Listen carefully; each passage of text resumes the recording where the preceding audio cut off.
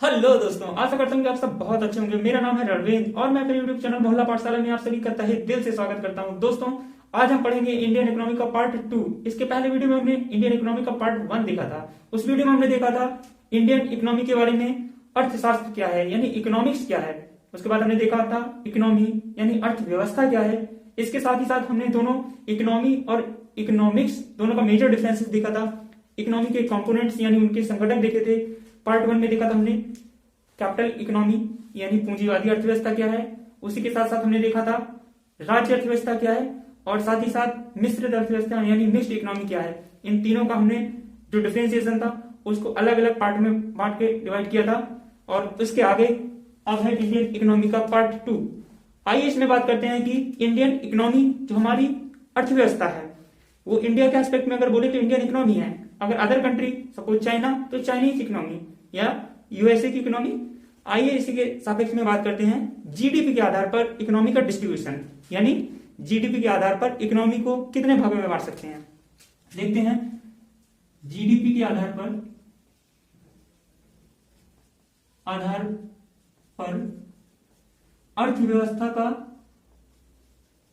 अर्थव्यवस्था का वर्गीकरण यानी हम इकोनॉमी के टाइप्स को स्टडी करेंगे जीडीपी बेसिस पे। जीडीपी के बेसिस पे जीडीपी शब्द का जो मैं यहां यूज कर रहा हूं, जीडीपी का फुल फॉर्म होता है ग्रोस डोमेस्टिक प्रोडक्ट। यानी कहने का मतलब हमारा ये होगा जब एक फाइनेंशियल ईयर में 1 अप्रैल से लेकर 31 मार्च तक, ये क्या है एक फाइनेंशियल ईयर, 1 अप्रैल से लेकर 31 मार्च तक एक फाइनेंशियल ईयर है। अगर एक फाइनेंशियल ईयर में एक देश या किसी जियोग्राफिकल एरिया में, एक फाइनेंशियल ईयर में पूरे देश में यानी एक जियोग्राफिकल एरिया है, पूरे देश में वस्तुओं यानी गुड्स यानी वस्तुओं प्लस सर्विसेज, गुड्स और सर्विसेज यानी सेवाओं का मौद्रिक मूल्य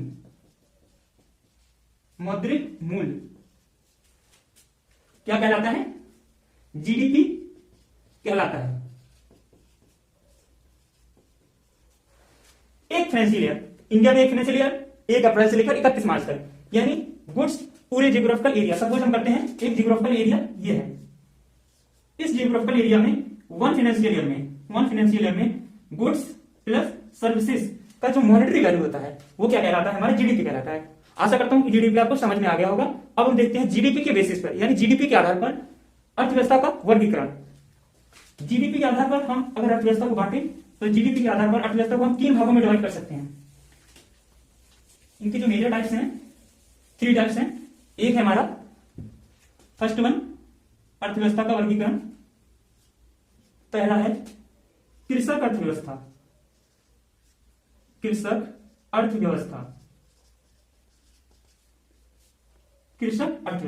सेकेंड वन औद्योगिक अर्थव्यवस्था।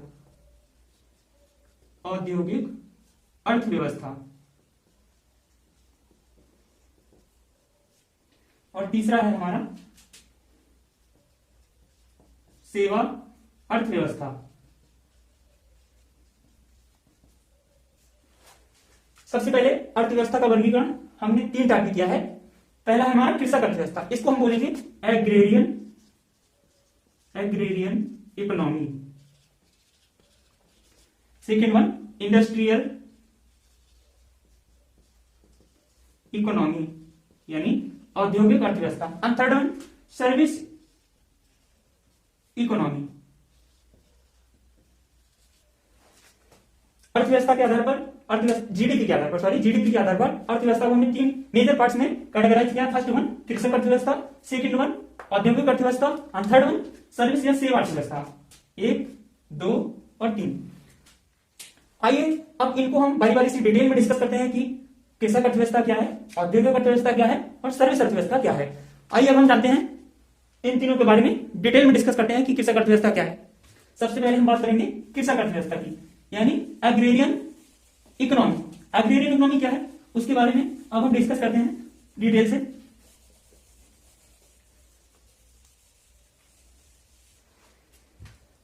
सबसे पहले अगर बात करें कृषक अर्थव्यवस्था की, जनरली सारी कंट्री में, चाहे वो इंडिया हो, like Australia, Canada, Japan, different type की अगर कंट्री है, किसी भी देश में अगर बेसिक जो हमारी बेसिक, जैसे कि प्रीवियस वीडियो में हमने देखा था बेसिक रिक्वायरमेंट क्या क्या चीजें रिक्वायर्ड होती हैं, तो उसमें हमने खाद्यान्न लिया था, होम लिया था और सैनिटेशन के लिए सैनिटरी चीजें छोटी मोटी, जैसे कि जो प्राइमरी रिक्वायर्ड है, बेसिक वैल्यू है उनके लिए। अब बात आती है ये कृषक अर्थव्यवस्था से, तो इसको डिफाइन करते हैं कृषक अर्थव्यवस्था क्या है। देखिए, जब किसी देश या किसी जियोग्राफिकल एरिया के लोग कृषि या मूलभूत संक्रियाओं में विलुप्त हों और उनका 50% हिस्सा इस क्षेत्र में लगा हुआ हो और जीडीपी का 50% का भाग लगभग यहां से प्राप्त होता हो, यानी कृषक ये कृषि से प्राप्त होता हो, तो वो क्या कहलाएगा, कृषक अर्थव्यवस्था कहलाता है। 50% जीडीपी का हिस्सा प्लस, यानी जीडीपी ग्रॉस डोमेस्टिक वैल्यू, अगर 50%, टोटल वैल्यू अगर हमारी 100 रुपए है, सपोज करते हैं इंडिया की इकोनॉमी 100 डॉलर की है, तो उसका 50%, 100 का 50% हुआ $50। अगर $50 इकोनॉमी या $50 जीडीपी का हिस्सा कृषि क्षेत्र से आता हो या इसी के साथ साथ 50% लोग, 50% लाइवलीहुड या आजीविका यहां से आती हो, तो वो 50 या 50 से अधिक की बात हम कर रहे हैं, सिर्फ 50 से मैटर नहीं करता। यानी हम बात कर रहे हैं 50% या 50% से अधिक का हिस्सा जीडीपी या उसका आजीविका यानी लाइवलीहुड, इस पे निर्भर हो। लाइवलीहुड 50 या इससे अधिक का प्रतिशत अगर इस क्षेत्र में लगी है, तो वो क्या कहलाएगा, कृषक अर्थव्यवस्था यानी एग्रेरियन इकोनॉमी कहलाएगा। अब हम बात करते हैं कि क्या इंडिया एक कृषक अर्थव्यवस्था है। जब हमारा इंडिया 1947 में, आफ्टर उसके बाद की बात कर रहे हैं, इंडिया का जो जीडीपी था किसी क्षेत्र से 50% से अधिक आता था और लगभग 50% से अधिक लोग इसमें इन्वॉल्व थे। बट जैसे जैसे इंडिया ने प्रोग्रेस की, तो इंडिया का जो 50% हिस्सा था उनमें से 49% लाइवलीहुड यानी आजीवक आज भी किसी क्षेत्र में लगे हैं, या कृषि से एग्रीकल्चर यानी या एग्रीकल्चर अलाइड सेक्टर में आज भी उतने लोग लगे हैं। बट जो हमारे जीडीपी का जो साइज था उस टाइम 50% के अबव था या उसी के अप्रोक्स था, बट जीडीपी का साइज आज यहां से उतना प्राप्त नहीं हो रहा है। अब जीडीपी सर्विस सेक्टर में मूव कर गई है, तो जीडीपी का हिस्सा आज लगभग 18% है और जो लाइवलीहुड है उसमें 49% आज भी इसमें इन्वॉल्व है। लगभग मैं बात कर सकता हूं मैं 18% हिस्सा जीडीपी का और 49% लाइवलीहुड का। इंडिया के एस्पेक्ट में अगर बात करें, लाइवलीहुड कृषि क्षेत्र से आती है, यानी एग्रेरियन इकोनॉमी से आज भी इसमें इतने लोग लगे हैं। तो इसका कहने का मतलब यह हुआ हमारा कि भारत ने विकास तो किया है, बट अपने आजीविकों को, यानी जो कृषि या कृषि से संबंधित क्षेत्र में लगे लोग हैं, आज भी भारत उनसे 49% लोग उसमें वर्क कर रहे हैं आज भी। यानी कहने का मतलब है जो कृषि या कृषि से संबंधित जो क्षेत्र हैं आज भी उसमें इतने लोग इन्वॉल्व हैं। और इंडिया ने हमारा जो इकोनॉमी बूस्ट हो रहा है उसमें भी अभी भी कृषि क्षेत्र में जीडीपी का हिस्सा केवल 18% है। और जो लाइवलीहुड से लोगों की, लाइवलीहुड का मतलब क्या, लोगों की आजीविका यानी लोगों को रोजगार मिलता है, उससे वो अपने घर का भोजन प्राप्त करते हैं कृषि क्षेत्र से। अगर वो कृषि में काम नहीं करेंगे तो वो बेरोजगार कहलाएंगे और उनके घर में शायद खाने के लिए भी कुछ ना बचे। तो इसलिए उनकी आजीविका, उनके जो रोजमर्रा की चीजें मुहैया होती हैं वो किसी या किसी संबंधित क्षेत्र से आज भी प्राप्त होती हैं। बट जो जीडीपी का हिस्सा है वो केवल 18% के अप्रोक्स में रह गया है। तो यह है इंडिया के एस्पेक्ट में बात। अब हम बात करते हैं कि कृषि अर्थव्यवस्था या कृषि क्षेत्र से अलाइड सर्विसेज क्या क्या है, सॉरी सर्विसेज ना बोल के यहाँ पे कृषि से संबंधित क्षेत्र क्या क्या है। जैसे कृषि संबंधित क्षेत्र है में कृषि करना, मत्स्य पालन करना, पशुपालन करना, या कृषि से संबंधित क्षेत्र जैसे लकड़हारे लोग हैं, जंगलों में अपने आके काम करते हैं, ये कृषि या कृषि से अलाइड सेक्टर्स होते हैं। अब हम बात करेंगे कृषक अर्थव्यवस्था आज भी क्यों है इंडिया में, यानी इंडियन इकोनॉमी आज भी कृषक अर्थव्यवस्था को फॉलो क्यों करती है। जनरली अगर बोले तो कृषि का जो सेक्टर है इंडिया में लोगों ने प्रोग्रेस तो की, बट कुछ ही लोगों के पास इंडिया का जो शेयर्स है यानी जीडीपी का जो साइज है, जैसे आज आप बात करें बहुत जो बिलियनियर या मिलियनियर लोग हैं इंडिया में आज भी इन्वॉल्व हैं। बट क्या है कि इंडिया में जो समानता है पर कैपिटा इनकम की बात करेंगे हम, पीसीए एक चीज होती है इकोनॉमिक पीसीए, इसका नाम per capita income. Per capita income आज भी लोगों की उतनी नहीं है, इक्वल वेटेज नहीं है, यानी मजदूरी या लोगों की जो रोजमर्रा से जो मजदूरी या मेहनत मजदूरी से जो प्राप्त आय है, आय का वर्गीकरण आज भी समान नहीं है। इसलिए भारत का जो क्षेत्र है कृषक क्षेत्र है आज भी इन्हीं बुनियादी क्षेत्रों में लगा है। बल्कि जीडीपी में इंडिया का साइज आज बढ़ गया है आइए अब हम बात करते हैं इंडस्ट्रियल या औद्योगिक इकोनॉमी की। सेकंड है हमारा औद्योगिक अर्थव्यवस्था। औद्योगिक अर्थव्यवस्था या इंडस्ट्रियल इकोनॉमी, औद्योगिक अर्थव्यवस्था। इसके पहले हमने बात करी कृषि अर्थव्यवस्था। कृषि अर्थव्यवस्था में क्या है, जो बेसिक रिक्वायर्ड चीजें हैं, यानी कृषि या कृषि से संबंधित क्षेत्र हैं, उसमें कितने लोग आजीविका प्राप्त कर रहे हैं आज भी, और कितने लोग जीडीपी के हिस्से में पार्टनरशिप कर रहे हैं। तो हमने देखा जीडीपी के हिस्से में जनरली 18% तक लोग पार्टनरशिप कर रहे हैं, जबकि आजीविका कितने लोगों को आज भी मुहैया हो रही है कृषि क्षेत्र से 49%। अब उसके आगे हम बात करते हैं औद्योगिक अर्थव्यवस्था। जब लोग कृषि या बेसिक चीजों से हटके थोड़ा और ऊपर लेवल पर आते हैं, इकोनॉमी को बूस्ट करते हैं, तो वो या तो औद्योगिक क्षेत्र में जाएंगे या सर्विस सेक्टर में जाएंगे। तो अब हम बात करेंगे औद्योगिक अर्थव्यवस्था क्या है, यानी उसने अपना लेवल क्या है, अपने लेवल थोड़ा सा बढ़ा लिया है। उद्योग धंधे, अब कृषि से जो बहुत सारी चीजें मैन्युफैक्चरिंग करेंगे, जैसे कृषि से अलग जो वर्क है, अब इंडस्ट्री में जाके लोहे का उत्पादन करेंगे, स्टील बनाएंगे, फाइबर बनाएंगे, ये सारी जो औद्योगिक गतिविधियां उनमें संलिप्त होंगे। तो अगर हम बात करें औद्योगिक इकोनॉमी की, यानी इंडस्ट्रियल इकोनॉमी में क्या होगा, अगर जीडीपी का हिस्सा, अगर जीडीपी का हिस्सा, जीडीपी का 50% या अधिक औद्योगिक क्षेत्र से प्राप्त होता है, या 50% से अधिक लोग इंडस्ट्रियल इकोनॉमी से इन्वॉल्व हैं, यानी इंडस्ट्री में इन्वॉल्व हैं, या 50% का जीडीपी का शेयर है। अगर मान लेते हैं हम 100 रुपए इंडिया की जीडीपी है, अगर इंडिया की जीडीपी के 100 रुपए में से 50 रुपए औद्योगिक क्षेत्र से प्राप्त होता है और 50% आबादी एवरेज इसमें इन्वॉल्व है, तो वो क्या कहलाएगा, औद्योगिक अर्थव्यवस्था कहलाएगी। भारत अभी औद्योगिक अर्थव्यवस्था अभी भी आज भी रन कर रहा है कि इंडस्ट्रियल इकोनॉमी हमें मिल जाए, बट आज भी इंडिया इस पे अभी नहीं आ पाया है। तो क्या कहने का मतलब, जीडीपी का 50% या इसमें 50% से या अधिक, 50% या अधिक, और 50% लाइवलीहुड या अधिक, लाइवलीहुड या अधिक, 50 या 50% से अधिक अगर इन्वॉल्व है तो औद्योगिक इकोनॉमी कहलाएगा। बात करते हैं कि इंडिया आज भी इस पे नहीं आ पाया, उसका ये रीजन, सबसे बड़ा रीजन है तो क्या है, इंडिया जब 1947 में आजाद हुआ तो सबसे पहले इंडिया में लोग भूखे मर रहे थे। उस समय बेरोजगारी इस कदर थी कि लोगों के पास खाने के लिए भोजन नहीं था। तो इंडिया ने सबसे पहले निवेश किया और लोगों से सहयोग मांगा, देशों से सहयोग मांगा। तो उसने कृषि क्षेत्र से पहले भोजन प्राप्त किया। देखा आपने, सबसे पहले जो क्रांतियां आई कृषि के क्षेत्र में आई, उर्वरक आए और हाई वैरायटी के जो सीड्स आए, और उसके साथ साथ उसने कृषि क्षेत्र में विकास किया और लोगों को रोजगार मुहैया कराया।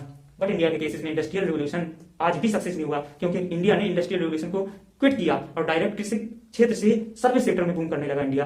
तो कृषि का जो क्षेत्र है उसके आगे इंडिया इंडस्ट्रियल हब नहीं बन पाया कभी। अब हम इसके आगे बात करेंगे कि सर्विस सेक्टर क्या होता है या सर्विस इकोनॉमी क्या है। अभी तक हमने पढ़ा कि इंडियन इकोनॉमी में एग्रीकल्चरल इकोनॉमी के बारे में, अब हम बात करेंगे सर्विस इकोनॉमी। सर्विस इकोनॉमी यानी सेवा अर्थव्यवस्था।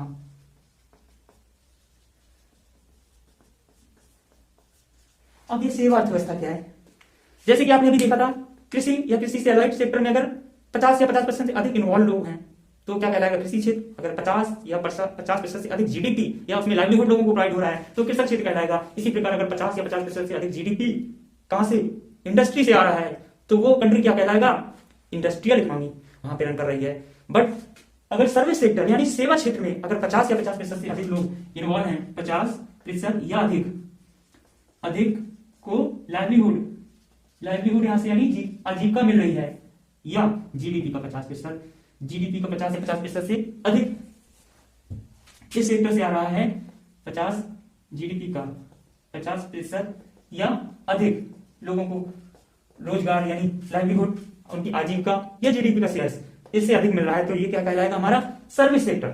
इंडिया और विभिन्न कंट्री, यहां तक कि यूरोपियन कंट्री है, European countries like USA, England या लैटिन अमेरिका की कंट्रीज, इन सभी में सर्विस सेक्टर सबसे ज्यादा बूम कर रहा है। या इनको हम यूं कह सकते हैं कि इंडिया में लोगों को, किसानों को सब्सिडी नहीं दी जाती है, सब्सिडी बहुत मुश्किल में मिलती है, मुहैया कराई जाती है, और ना समान सब्सिडी मिलती है लोगों को हर चीज में। बट अमेरिका के किसानों को आज भी अमेरिका इतनी ज्यादा सब्सिडी देता है कि आप कृषि करो, क्योंकि वहां का सर्विस सेक्टर इतना बूम कर चुका है, सब लोग सर्विस सेक्टर में इन्वॉल्व है। और कृषि यानी जो ये एग्रेरियन सेक्टर में कोई जाना नहीं चाहता है, क्योंकि एक इंसान कब तक खेती करेगा, वो भी सर्विस सेक्टर में आना चाहेगा। तो वहां की जो सरकारें हैं किसानों को अच्छी हाई क्वालिटी की सीड्स प्रोवाइड कराते हैं कम दामों पे, बहुत सारी फैसिलिटी देते हैं। बट इंडिया में आज भी ऐसा पॉसिबल नहीं है, प्रयास जारी है बट ऐसा हो नहीं सका है।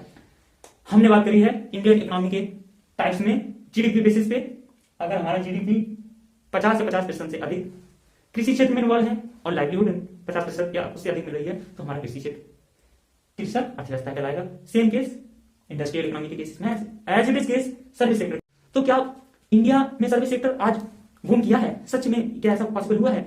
तो इंडिया सर्विस सेक्टर में बहुत आगे बढ़ गया, पर जो लोगों को आजीविका मिल रही है आज भी सर्विस सेक्टर में इतनी प्रोवाइड नहीं हो रही है। सर्विस सेक्टर में इंडिया का रोल बहुत आगे बढ़ चुका है, पर लोगों को आजीविका आज भी उतनी प्रोवाइड नहीं हो रही। इसका कहने का मतलब यह है कि इंडिया में TCA per capita income, TCI, ये इक्वल वेटेज पे नहीं है। आपने जहां देखा होगा कि इंडिया ही वो कंट्री है जहां पर अंबानी जैसे मिलीनियर बिलियनियर लोग रहते हैं, और इंडिया ही वो कंट्री है जहां पर लोगों को 2 वक्त की रोटी आज भी मुहैया नहीं हो पा रही है। दुर्भाग्य है हमारे इंडिया का आज यहाँ पर कैपिटा इनकम का जो डिस्ट्रीब्यूशन है वो बहुत ही डिफरेंट है। कुछ लोग गरीब से गरीब होते जा रहे हैं, कुछ लोग अमीर से अमीर होते जा रहे हैं। उसका मतलब सबसे पहले हमें पर कैपिटा इनकम पे फोकस करना होगा। बट इंडिया में इतनी ज्यादा दुर्भाग्य की बात यह है कि इंडिया की सरकारों को आज भी पता नहीं कि हम गरीब कैसे कहें। सरकारों ने बहुत सारे नोटिस निकाले कि गरीबों को ये सब्सिडी दी जाएगी, वो सब्सिडी दी जाएगी, बट हमारा दुर्भाग्य यह है कि इंडिया को आज भी पता नहीं है कि भारत में कितने गरीब लोग रहते हैं और गरीबी की परिभाषा क्या है। इंडिया ने गरीबी का इंडेक्स निकालना ही जारी कर दिया है। इंडिया को किसान पता नहीं है, हमारे कितने फार्मर्स हैं, फार्मर्स की रिपोर्ट ही नहीं है इंडिया, किस पे सब्सिडी देगी। इंडिया की जो सरकारें हैं वो इस बुरे समय से गुजर रही है, या यूं कहें इंडिया की पब्लिक बुरे समय से गुजर रही है कि भारत की अर्थव्यवस्था, लोग कहते हैं कि 5वें नंबर की अर्थव्यवस्था बनने वाली है। क्या होता है ऐसी अर्थव्यवस्था का जहां आज भी लोग भूखे मर रहे हों? अर्थव्यवस्था का क्या मतलब है?